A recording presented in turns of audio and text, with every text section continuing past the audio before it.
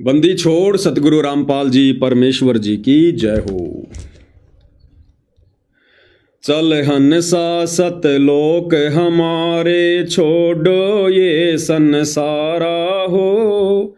चल हंसा सतलोक हमारे, छोड़ो ये संसारा हो। छोड़ो ये संसारा हो। गुरुदेव भगवान अपने भक्तों से विनती कर रहे हैं कि इस काल के लोक से आस्था हटाओ। हमने यहां पर रमना नहीं है, हमने इस गंदी व्यवस्था से बाहर निकलना है और शतलोक की उम्मीद करो, शतलोक में सुरती लगाओ। इस संसार का काल है राजा, यो माया जाल पसारा हो। इस संसार का काल है राजा, यो माया जाल पसारा हो। 14 खंड इसके मुख में बसत हैं, ये सबका कर आहारा हो। सबका कर आहारा हो। चल हंसा सतलोक हमारे, छोड़ो ये संसारा हो। चल हंसा सतलोक हमारे, छोड़ो ये संसारा हो। छोड़ो ये संसारा हो। इस संसार का काल है राजा, ये माया जाल पसारा हो। ये त्रिगुणमयी माया ब्रह्मा विष्णु महेश के माध्यम से इसने जाल फैला रखा है अपने भोजन के लिए, आप और हमारे को फंसाए रखने के लिए। और सतगुरु शतलोक से चलकर हमें इस जाल से बाहर निकालने की विधि बताते हैं, हमें तत्व ज्ञान देते हैं। हमें यहाँ के जो घटिया सुख हैं, ये गंदे सुख हैं जिनको हम सुख मानकर यहाँ पर इनको भोग रहे हैं, परमात्मा हमें सतलोक के सुखों से परिचित करवाते हैं कि बच्चों, सतलोक के सुख के आगे यहाँ के सुख की कोई गिनती भी नहीं है, गिनती भी। भाई जार बार कोयला कर डारे, फिर दे अवतारा हो।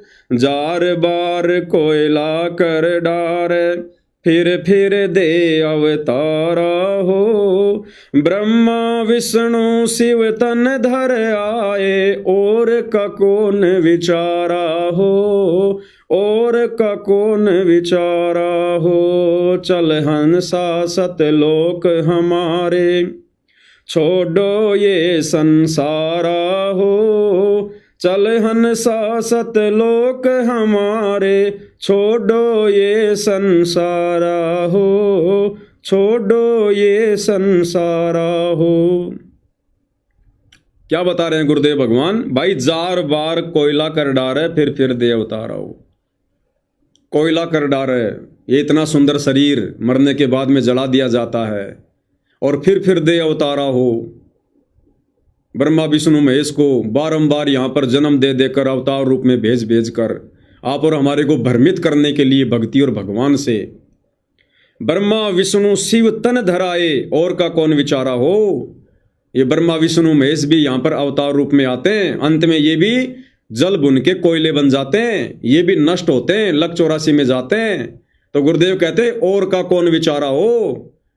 फिर आप और हमारे जैसे 2 कोटि के जीवों की भला क्या औकात है जो हम यहाँ पर स्थायी रूप से रह पाएंगे। इसलिए परमात्मा कहते हैं चल हंसा सतलोक हमारे, छोड़ो ये संसारा हो। यहाँ से परमात्मा हमारी सुरती हटवाना चाह रहे हैं। सुर नर मुनि जन सब छल बल मारे, 84 में डार्या हो। सुर नर मुनि जन सब छल बल मारे, 84 में डार्या हो। मध्य आकाश आप जहां बैठा, वो ज्योत स्वरूप उजियारा हो। ज्योत स्वरूप उजियारा हो। चल हंसा सतलोक हमारे, छोड़ो ये संसारा हो। चल हंसा सतलोक हमारे, छोड़ो ये संसारा हो। छोड़ो ये संसारा हो। क्या कह रहे हैं गुरुदेव? सुर नर मुनिजन सब छल बल मारे और 84 में डारा हो। ये बड़े बड़े साधु संत महात्मा ऋषिजन अवतार गण, इनको भी छल बल से मारता है ये काल, और लक 84 में डाल देता है। और मध्य आकाश आप जहां बैठा 21वें ब्रह्मांड में टॉप मोस्ट तपतशिला के पास में ये काल स्वयं बैठा हुआ है, ज्योत स्वरूप उजियारा हो, किसी को अपने वास्तविक रूप में दर्शन भी नहीं देता, सबको भ्रमित करके रखता है। चल हंसा सतलोक हमारे, छोड़ो ये संसारा हो। उसके पार एक और नगर है जहाँ बरसे अमृत धारा हो। उसके पार एक और नगर है जहाँ बरसे अमृत धारा हो। श्वेत स्वरूप फूल जहाँ फूले हंसा करत विहारा हो। हंसा करत विहारा हो। चल हंसा सतलोक हमारे, छोड़ो ये संसारा हो। चल हंसा सतलोक हमारे, छोड़ो ये संसारा हो। छोड़ो ये संसारा हो। उसके पार एक और नगर है जहां बरसे अमृत धारा हो। इस काल के 21 ब्रह्मांड से पार गुरुदेव कहते हैं एक और नगर है, एक और धाम है सतलोक, जहां बरसे अमृत धारा हो। केवल वहां पर लहर की मेहर बरसती है, सुख ही सुख है, सुख सागर है। श्वेत स्वरूप फूल जहां फूले हंसा करत विहारा हो। वहां की श्वेती धरती है, श्वेती फूल है, हर वस्तु वहां की श्वेत है। और वहां जो हंस आत्मा रहती हैं वो हमेशा मौज मस्ती करती रहती हैं। चल हंसा सतलोक हमारे, छोड़ो ये संसारा हो। कोटि चंद्र सूर्य छिप जावे जाके एक रूम चिमकारा हो। कोटि चंद्र सूर्य छिप जावे जाके एक रूम चिमकारा हो। कहें कबीर सुनो धर्मदासा, देखो पुरुष दरबारा हो। देखो पुरुष दरबारा हो। चल हंसा सतलोक हमारे, छोड़ो ये संसारा हो। चल हंसा सतलोक हमारे, छोड़ो ये संसारा हो। छोड़ो ये संसारा हो। पूज्य गुरुदेव भगवान अपने आप को छुपाकर अपनी महिमा बता रहे हैं कि भाई सतलोक में कितनी आभा है, कितना नूर है उस परमात्मा का। कोटि चंद्र सूर्य छिप जावें जाके एक रूम चिमकारा हो। चिमकारा यानी रोशनी, नूर। इस कबीर परमात्मा सतगुरु रामपाल जी के एक रोम में, एक बाल में करोड़ चंद्रमा, करोड़ सूरज, ये भी शर्मा जाएं। इतनी अजब गजब मनमोहिनी सुहावनी रोशनी, नूर उस परमेश्वर के एक रोमकूप से निकल रहा है। सारी बॉडी पर 3.5 करोड़ रोमकूप होते हैं। तो भाई और बहनों, सतलोक की अजब गजब महिमा पूज्य गुरुदेव भगवान ने सृष्टि रचना के माध्यम से, अपने अन्य सत्संगों के माध्यम से आप और हमें बताई रखी है, समझाई रखी है। तो कहने का मतलब पूज्य गुरुदेव भगवान का ये है कि भाई अब हमारी सुरती इस गंदे लोक से हटनी चाहिए। हम भली भांति सत्संग सुनकर इस गंदे लोक की व्यवस्था से परिचित हो चुके हैं। अब हमने यहाँ की व्यवस्थाओं में ज़्यादा उलझना नहीं है, ज़्यादा फंसना नहीं है। हमने वजन को दिन प्रतिदिन कम करना है। काम धंधा यदि हमारा बहुत बढ़िया चल रहा है, हमने उसको धीरे धीरे कम करना है। भाई और बहनों, हम करेंगे क्या उस पैसे का? हमने संपत्ति जोड़नी नहीं, बच्चों के शादी विवाह में हमने अनाप शनाप पैसा खर्च करना नहीं, कुछ खाने पीने का हमारा शौक नहीं, नशे विकार हमारे अंदर नहीं, झूठा लोक दिखावा मान बढ़ाई हमारे अंदर नहीं। भला हम उस पैसे का करेंगे क्या जो हम कमाए जा रहे हैं, कमाए जा रहे हैं? बैंक में रखोगे, किसी दिन वो सर्वर ठप हो गया, गए सारे पैसे, या किसी को उधार दोगे, फिर वो नहीं देगा, फिर दिमाग में टेंशन रहेगी, देगा कि नहीं देगा, देगा कि नहीं देगा। घर में रखोगे, चोरी का डर होगा, वो माया टेंशन रखेगी, टेंशन। परमात्मा तो यहाँ तक कहते हैं कि नौका में पानी बढ़ जा और घर में बढ़ जा दाम, दोनों हाथ उलटियो यो शाणु काम। नाव में अगर पानी भरने लग जाए तो तुरंत दोनों हाथों से बाहर फेंक देना चाहिए, नहीं तो नाव डूबेगी। इसी प्रकार यदि भगत के घर में पैसा आने लग गया आवश्यकता से ज्यादा, भगत ने उस पैसे को घर में रखना नहीं चाहिए, अपने सतगुरु को दान कर देना चाहिए, नहीं तो वो माया उसको ले डूबेगी, जैसे आज गुरु के परिवार को ले डूबी, सतलोक आश्रम कमेटी को ले डूबी। तो कहने का मतलब भाई और बहनों, आप और हमारा तो एक ही टारगेट होना चाहिए, असली धन असली संपत्ति। कबीरा सब जग निर्धना धनवंता ना कोई, धनवंता सो जानिए जिसके पास राम नाम धन होए। ये धन जोड़ना मैंने सबसे ज्यादा, जिसको ना चोर चुरा सकता, ना कोई ठग जिसको ठग सकता, और इसका सर्वर कभी ठप नहीं होता, ऑटोमेटिक हमारे सूक्ष्म अकाउंट में जमा होता रहता है। भगवान का बैंक कभी भी फेल नहीं होता, हमें कभी भी धोखा नहीं मिलेगा भगवान की तरफ से। तो आप और हमने तो भाई और बहनों दिन प्रतिदिन ये रिहर्सल करनी है, अभ्यास करना है। हमने समाज से पीछे हटना है, व्यर्थ की रिश्तेदारियों में आने जाने से पीछे हटना है, व्यर्थ की परंपराओं में कुरीतियों में आने जाने से पीछे हटना है। भगत का स्वभाव तो ये हो जाना चाहिए कि हमने व्यर्थ में राह चलते व्यक्ति से राम राम भी नहीं करनी, राम राम भी। बस में जा रहे हो, सीट पर बैठे हो, सामने वाले से बातचीत ही मत करो। अगर जरा भी बात छेड़ दोगे, काल तैयार बैठा है, अरे भाई साहब कहाँ जाओगे, कहाँ से आए हो, फला गांव से आया हूं। अच्छा, उस गांव में आप उसको जानते हो, 20 जानकारी निकाल लेगा। जिस बस में बैठने के बाद हमारा सुमरण शुरू हो जाना चाहिए था, वो हमारी खोपड़ी खाएगा। ये ज्ञान समझ में आने के बाद भाई और बहनों, यदि कोई अनुपदेशी आदमी है, हमने उससे बातचीत करने से भी बचना चाहिए। वो क्या देगा, वो केवल हमारा समय बर्बाद करेगा, इससे ज्यादा कुछ नहीं कर सकता। वो व्यर्थ की यारी दोस्ती रिश्तेदारी मत निभाओ, मत बनाओ। नीची गर्दन करके चलो, नीची गर्दन करके आओ। हमारा ये स्वभाव हो जाना चाहिए हमारा, और दिन रात हमारा चिंतन, हमारी सुरती हमारे गुरुदेव में, भक्ति में, सतलोक में, और टारगेट एक ही, परमात्मा कल ले चलते आज ले चलो, आपका दास तैयार बैठा है।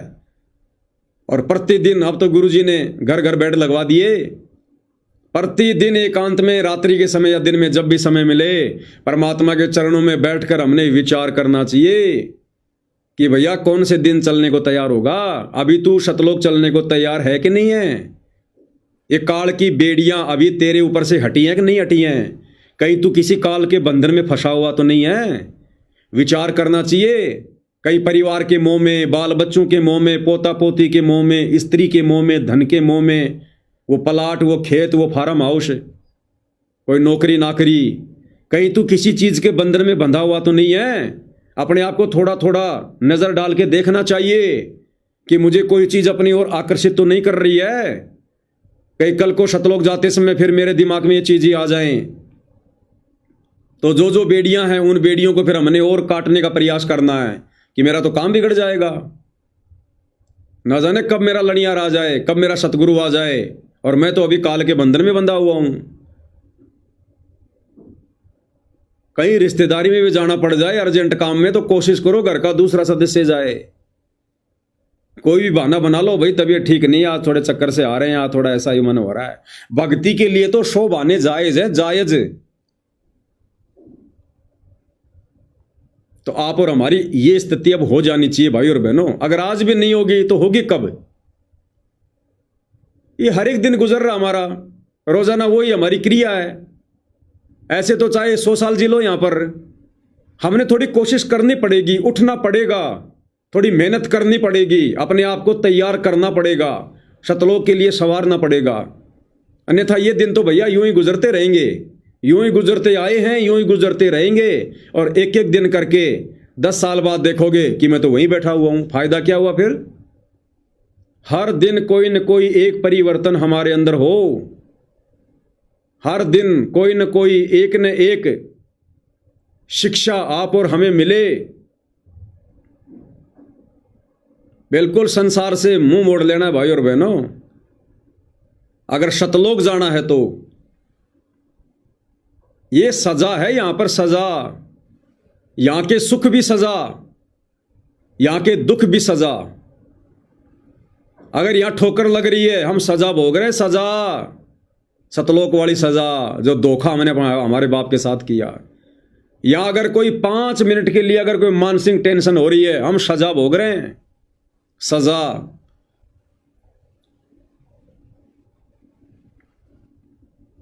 ये जेल है, जेल। और जेल में आदमी कभी सुखी नहीं हो सकता, चाहे कैसी सुविधा मिल जाए। आदमी कभी जेल में सुखी हो ही नहीं सकता, चाहे कैसी सुविधा दे दो उसको। गुरुदेव कहते हैं या तो तुम्हें विश्वास नहीं है कि भाई कोई सतलोक भी होगा, इसलिए तुम यहां की व्यवस्था को छोड़ना नहीं चाहते। अब भाई और बहनों विचार करो, कोई आदमी जेल चला जाए, वो जेल होती कितनी बड़ी है? 10 एकड़ में होगी, 15 एकड़ में होगी, 20 एकड़ में होगी, ज्यादा से ज्यादा। और बाहर की दुनिया कितनी बड़ी है, संसार कितना बड़ा है, कितने बड़े बड़े देश हैं, हजारों किलोमीटरों में फैली हुई दुनिया, कैसे कैसे सुख हैं। और जेल कितनी सी जगह है? 10-15 एकड़ में, छोटी सी जगह। और जिस व्यक्ति का जन्म ही जेल में हुआ हो, जिसने बाहर की दुनिया कभी देखी ना हो, और उस व्यक्ति को अचानक से बताया जाए कि ऐसे ऐसे कोई दुनिया है, बाहर इतने सुख हैं, ऐसे घूमना फिरना, मनोरंजन है, ये सिनेमा देखना, सांग देखना, घूमना फिरना, टहलना, नदियां, समुद्र, पहाड़, तो वो व्यक्ति यकीन नहीं करेगा, क्योंकि उसका जन्म ही जेल में हुआ, उसने बाहर कुछ देखा ही नहीं है। उसको ये लगता बस यही दुनिया है। जैसे कुएं का मेंढक होता ना, वो कुएं में पैदा होता है, कुएं में मरता है, और बाहर से गलती से कोई मेंढक उस कुएं में कूद गया हो और वो उसको बताए बाहर की दुनिया के बारे में, तो उसको यकीन नहीं होगा। तो गुरुदेव कहते हैं कि या तो तुम्हारे को सतलोक के विषय में विश्वास नहीं हो रहा जो तुम्हें बताया जा रहा है कि ऐसा भी कोई लोक होगा, अन्यथा ऐसा गंदा लोक जिसकी पाई पाई तुम्हारे को समझा दी गई है, तुम्हारे को बता दी गई है, यहाँ के राजा महाराजाओं का इतिहास, बड़े बड़े ऋषि मुनियों का, देवी देवताओं का इतिहास तुम्हारे सामने है, सृष्टि रचना के माध्यम से सब कुछ खोल के रख दिया है। फिर भी यदि भगत की आस्था यहाँ से नहीं हट रही है, अगर सतलोक में सुरती नहीं लग रही है, यहाँ की व्यवस्थाओं से पीछे नहीं हट रहा है, अगर यही फैक्ट्री पे फैक्ट्री लगाने में काम धंधा है, और पैसे मैं कैसे कमाऊं, बड़ी फैक्ट्री और कैसे लगाऊं, नई नई मैं ब्रांचें खोलूं, नए नए तरीके धन कमाने की ढूंढ रहा है, तो गुरुदेव कहते हैं फिर उस भगत को ज्ञान नहीं है, फिर वो जाना नहीं चाहता वो सतलोक, उसको विश्वास ही नहीं अपने गुरु की बातों पर कि कोई सतलोक भी होगा। अन्यथा जेल है कितनी, 10-12 एकड़ जमीन में, और बाहर दुनिया कितनी बड़ी है।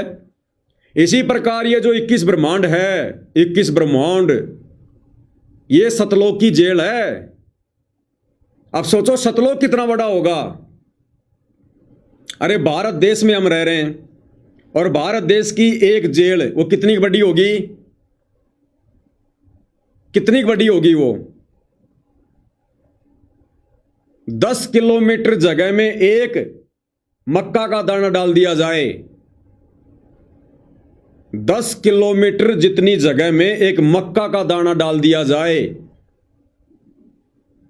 समझो भारत देश और एक छोटी सी जेल, वो जेल मक्के के दाने के समान है। इसी प्रकार भाई और बहनों, ये जो 21 ब्रह्मांड पूरा, ये सतलोक की तुलना में एक मक्के के दाने के समान भी नहीं है। इतना लंबा चौड़ा क्षेत्र है, इतना लंबा चौड़ा क्षेत्र सतलोक का, और छोरी नहीं बताया गुरुदेव ने, अनंत। और हम कहां रह रहे हैं इस जेल में, 10-12 एकड़ जमीन में, बताओ। तो भाई और बहनों, गुरुदेव ने सब कुछ क्लियर करके रख दिया हम कहां रह रहे हैं। और फिर भी यदि हमारी आस्था नहीं हट रही है, तो भाई फिर तो गुरुदेव ने कमजोरी बताई। फिर अभी हमारे संस्कार इतने मजबूत नहीं है यहां से बाहर निकलने के लिए, अभी हमारे को और जन्म लेने पड़ेंगे, अनंत युगों तक यहीं धक्का खाना पड़ेगा। फिर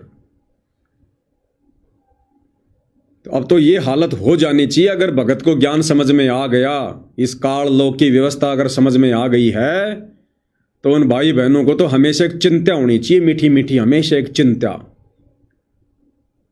ये जितना भी आगे का समय बचा हुआ ना 10 15 20 साल का, भगत को पहाड़ जैसा लगना चाहिए, पहाड़ जैसा। अरे दुनिया को तो उम्र थोड़ी लग रही है, क्योंकि उनको तो ज्ञान नहीं है, और भगत को ज्ञान हो गया। अब भगत को आगे की उम्र 10 साल की है या 15 साल की, पहाड़ जैसी लगनी चाहिए। एक एक दिन, एक एक वर्ष के समान लगने चाहिए भगत ने, कि भगवान कैसे कटेंगे अब ये दिन, ये ज्ञान होने के बाद। रह रह के एक ही प्रार्थना गुरुदेव से, गुरुदेव दया करो जल्द से जल्द परमात्मा। मन ही नहीं लगना चाहिए। और ये खाली जुबान से कहने से बात नहीं बनेगी भाई और बहनों, वो अंतर्यामी है, यहां से देखेगा।